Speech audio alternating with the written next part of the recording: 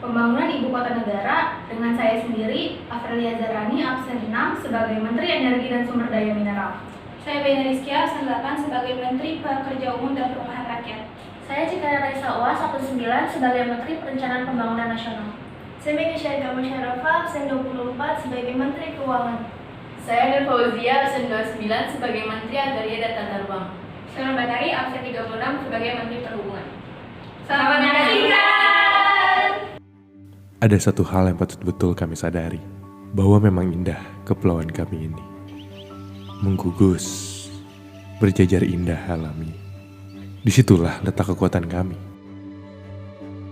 Apalah itu bumi yang tiada hutan, seumpama hampa, mudah dicemar pembangunan. Apalah bumi tanpa perairan, akan kehausan, pasti lambat laun hilang. Pembangunan berwujud kebun, hijau, namun merampas air bagaikan gurun.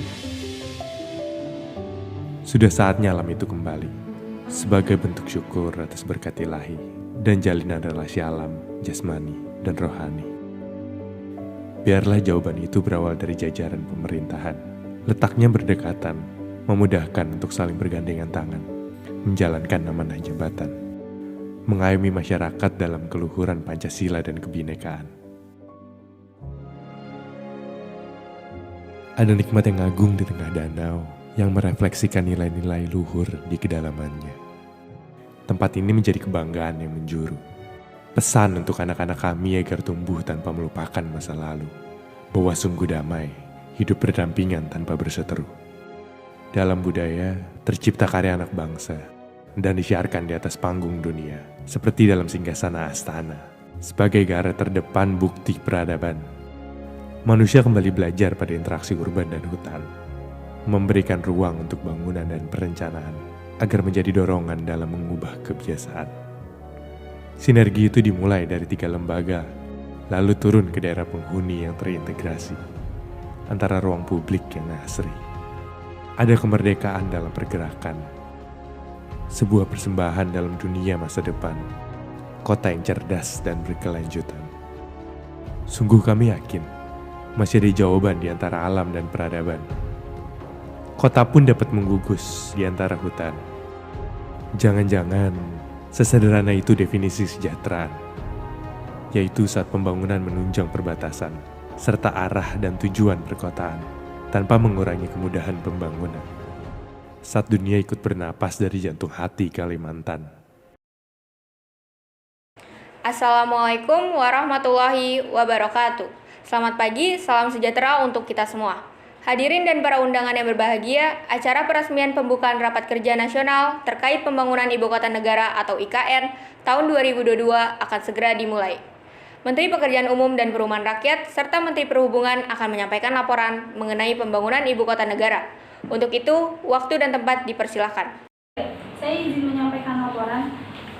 Undang-undang mengenai pembangunan istana negara di ibu kota telah disahkan oleh DPR, sehingga saat ini dari Menteri Pekerjaan Umum dan Perumahan Rakyat telah menyiapkan semua mengenai desain istana negara, lokasi pembangunan IKN, dan juga perangkat mengenai pembangunan IKN. Selain itu, pembangunan ini bukan hanya berfokus di daerah IKN saja, melainkan juga di daerah sekitar IKN, sehingga daerah penyangga juga bisa mendapat manfaat dari pembangunan IKN ini. Untuk itu, pelaksanaan aktivasi sudah disiapkan mengenai desain rumah ibadah. Kemudian untuk air bersih yang akan dibangun bendungan sungai dan juga jembatan Pulau Balang untuk konektivitas Balikpapan dan IKN. Kami juga sudah merancang mengenai jalan tol dari Balikpapan ke Samarinda. Namun untuk pelaksanaannya kami memerlukan gagasan dan juga instruksi dari berbagai pihak agar pelaksanaan ini dapat berjalan sesuai dengan yang diharapkan. Saya juga menambahkan mengenai laporan dari Menteri Pekerjaan Umum. Jadi selain dari laporan yang disampaikan beliau, pembangunan ibu kota ini juga nantinya akan menjadi gerbang bagi Indonesia. Jadi nggak hanya dalam hal pengembangan sistem transportasi yang berteknologi tinggi, tetapi juga dalam hal pengembangan perkotaan. Di mana konsep yang akan saya usung ini adalah Smart City dan Smart Mobility, yang mana konsep ini akan dirancang untuk membuat sistem transportasi yang ramah lingkungan dan berteknologi tinggi. Jadi ibu kota baru ini nantinya akan dirancang secara modern, di mana nantinya akan ada rumah sakit serta universitas internasional. Yang mana dalam universitas itu sistem pendidikan ini akan menggabungkan sistem pendidikan Indonesia dengan sistem pendidikan luar negeri. Untuk itu, Dalam merancang pembangunan sistem ini, saya juga memerlukan gagasan dari berbagai pihak agar pengembangannya sesuai dengan harapan. Bagaimana para hadirin? Apakah ada tanggapan mengenai laporan-laporan tersebut? Saya ingin menanggapi penyampaian dari Menteri Perhubungan untuk menjadikan Kalimantan Timur sebagai ibu kota yang berkonsep smart city. Apa tidak sebaiknya pembangunan rumah sakit dan universitas dilakukan di tahap kedua?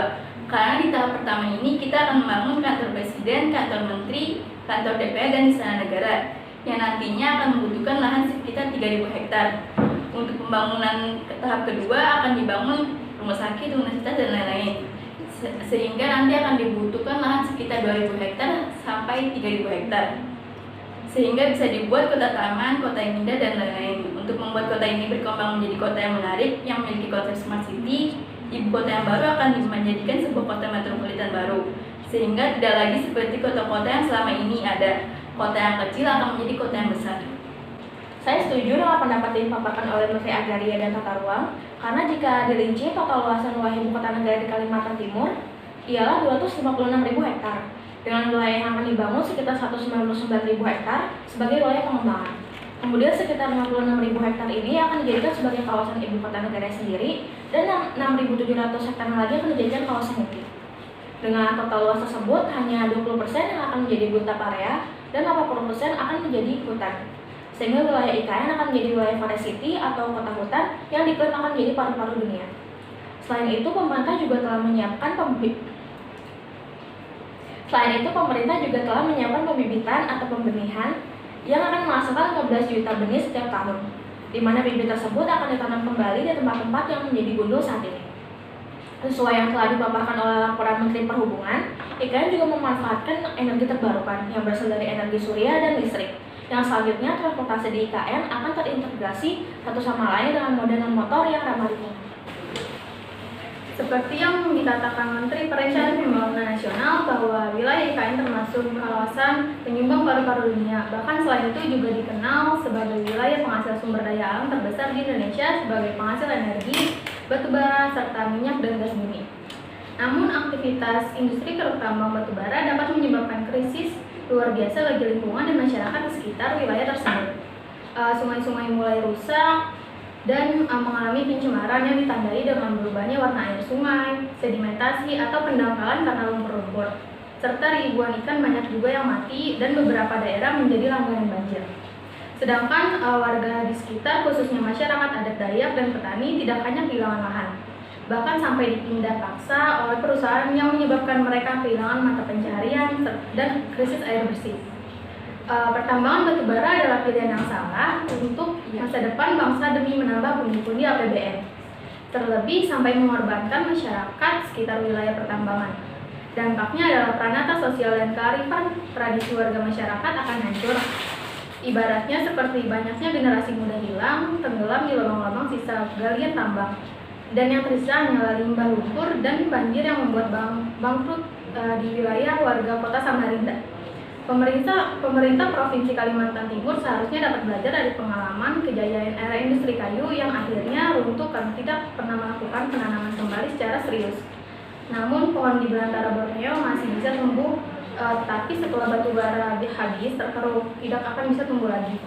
Maka Kalimantan Timur tidak akan hanya menjadi monumen limbah dan lubang-lubang galian tambang batubara. Saya ingin menanggapi mengenai laporan atau tanggapan dari para menteri. Jadi jika diteliti lebih dalam, konsep pembangunan yang saya usung ini ada smart city dan smart mobility, yang mana ibu kota ini akan menciptakan kota yang canggih serta berteknologi tinggi. Jadi tidak akan merusak lingkungan hidup yang sudah ada dengan menjaga kearifan lokalnya berupa hutan lestari, tanah ataupun lautan di Kalimantan Timur. Fokus utama pada pembangunan ini juga akan dimulai dari pusat kawasan, yang mana nantinya akan dihubungkan dengan kawasan di luarnya. Jadi di samping itu kawasan ini nantinya akan dibangun dengan konsep ramah lingkungan, di mana nantinya pada perkotaan ini akan diperbanyak gunakan kendaraan berlistrik. Mohon maaf, tetapi saya kurang setuju dengan pernyataan yang disampaikan oleh Menteri Perhubungan terkait Smart City, Smart Mobility. Karena untuk membangun dan mengembangkan IKN sebagai Smart City dan Smart Mobility, kita membutuhkan waktu yang sangat lama serta biaya yang cukup besar, baik di luar negeri maupun dalam negeri yang telah memulai pembangunan ini. Jika nantinya pembangunan ini tetap dilanjutkan, saya khawatir nantinya biaya yang terpakai hanya terfokuskan untuk ibu kota baru saja. izin menjelaskan perihal pendanaan pemindahan ibu kota ini. Sejujurnya pendanaan ini telah diatur dalam rancangan undang-undang ibu kota negara yang dimana RUU ini telah disepakati oleh panitia khusus RUU IKN untuk disahkan menjadi undang-undang di rapat paripurna DPR. Dalam draft RUU juga disebutkan bahwa pendanaan ini berasal dari anggaran pendapatan dan belanja negara serta dari sumber lain yang sah sesuai dengan ketentuan perundang-undangan melalui dua mekanisme, yaitu berpedoman pada rencana induk IKN Nusantara dan berdasarkan peraturan perundang-undangan yang mengatur mengenai APBN dan sumber lain. Juga dana untuk pembangunan ibu kota ini, sumber dan teknisnya sudah diatur dengan sedemikian rupa sehingga tidak mengganggu pendanaan di bidang atau di sektor lain. Dari yang telah disampaikan oleh Menteri Pekerjaan Umum, benar bahwa IKN akan mengusung konsep pembangunan berupa Smart City dengan pendanaan yang telah kami analisis diperkirakan membutuhkan dana sebanyak 501 triliun, di mana uang tersebut bisa kita peroleh dari KPBU sebanyak 252,2 triliun atau sebanyak 54,2%, investasi swasta serta BUMN sebanyak 123,2 triliun atau 26,4%, dan APBN sebanyak 88 triliun atau sebanyak 19,4%. Kita akan menggunakan anggaran IKN ini dengan menyesuaikan kondisi saat ini, serta kapasitas agar tetap sehat dan seimbang. Untuk tahapan pertama, kita akan melihat dari aspek pendanaan, yaitu apa yang menjadi trigger awal yang akan menimbulkan momentum untuk proyek selanjutnya atau jangkar bagi ibu kota negara serta pemindahannya. Oleh karena itu, akan dibuat rencana induk yang detail dan akan tertuang dalam Perpres. Namun, dalam hal ini, pembahasan tersebut harus didiskusikan juga oleh lembaga terkait, terutama oleh Menteri PPN, yaitu mengenai apa yang paling penting, yang paling penting yaitu akses seperti jalan tol dan juga alternatif lain yaitu melalui pelabuhan. Jadi dua hal penting tersebutlah yang akan menjadi pendorong suksesnya terbentuknya ibu kota baru. Betul seperti yang dikatakan oleh Menteri Pekerjaan Umum dan Menteri Keuangan, pembangunan IKN akan dilakukan secara bertahap. Untuk tahap pertama, pemerintah berencana membangun kawasan inti pusat pemerintahan atau KIPP dan akses jalan menuju ibu kota, seperti jalan utama, jalan penghubung, jalur akses logistik, jembatan, bendungan, sampai pelabuhan. Pembangunan ini juga termasuk untuk perumahan pegawai negeri sipil atau PNS guna mendukung pemindahan aparatur negara ke IKN yang ditargetkan selesai pada tahun 2024. Adapun perkiraan dana pemindahan ibu kota sebesar 501 triliun dengan skema pembiayaan seperti yang sudah dipaparkan oleh Menteri Keuangan, yaitu melalui kerjasama pemerintah dan badan usaha atau KPBU sebanyak 252,2 triliun atau sebanyak 54,2%. Investasi swasta serta BUMN atau BUMD sebanyak 123,2 triliun atau sebanyak 26,4% dari total kebutuhan pembiayaan pembangunan fisik IKN. Selebihnya adalah pembiayaan dari APBN yaitu sebanyak 48 triliun atau sebanyak 19,4%. Berbagai skema pendanaan pembangunan IKN ini diciptakan untuk menjaga kesinambungan fiskal ke depannya. Perencanaan ini sudah melalui kajian matang dan strateginya akan berbeda untuk memenuhi kebutuhan pendanaan dan menghindari penarikan utang jangka panjang. Seperti yang dikatakan oleh Menteri Perencanaan Pembangunan Nasional, tentang kita akan menggunakan dana investasi swasta memang benar karena terkait pendanaan oleh pemerintah akan minimalisir penggunaan APBN, tetapi kita akan banyak melibatkan investasi swasta dalam negeri dan BUMN. Untuk porsi anggaran APBN dan pihak swasta, pemerintah akan menghitung kembali anggaran dana yang harus dikeluarkan. Akan tetapi, kita juga perlu membahas skema investasi tersebut baik melalui APBN maupun potensi bisnis to bisnis atau BTB yang berada di epicentrum IKN. Kita juga perlu beradaptasi dengan mengadaptasi bisnis model dan finansial model. Sedemikian rupa yang tidak memberatkan APBN dan justru akan menambah aset-aset kita. Untuk berapa persen keluarnya anggaran APBN menurut saya itu tidak perlu dipusingkan karena APBN itu berlangsung dalam jangka panjang.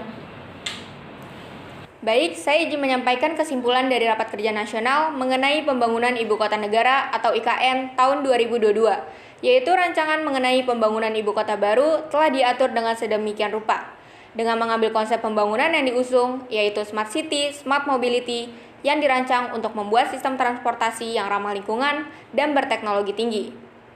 Pada wilayah IKN ini juga akan menjadi wilayah Forest City atau kota hutan dengan mengambil 80% dari total luasan wilayah Ibu Kota Negara atau IKN di Kalimantan Timur. Pendanaan pada pembangunan IKN yang dikeluarkan ini lebih banyak dihasilkan dari sumber lain yang sesuai dengan peraturan perundang-undangan.